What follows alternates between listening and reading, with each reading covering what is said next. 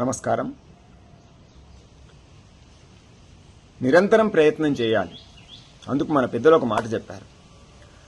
యోజనానాం సహస్రంతి శనైర్గచ్చేత్తి పీలికా అగచ్చన్ వైనతేయోపి పదమేకం నగచ్చతి. చీమ అదెప్పుడూ నడుస్తూ ఉంటుంది. అది ఎప్పుడైనా కూర్చోవడం, పడుకోవడం, ఆగిపోవడం చూసామా? మనం చూడం.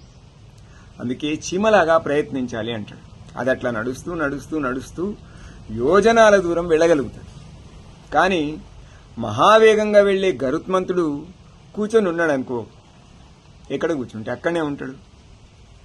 దీని భావం ఏమిటంటే, మనం ప్రయత్నం ఆపకుండా చేస్తూ వెళుతూ ఉంటే ఎంత గొప్ప కార్యాన్నైనా అవలీలగా సాధించగలం. ఈ పెద్దల వాక్కును అనుసరిస్తే జీవితం సఫలం.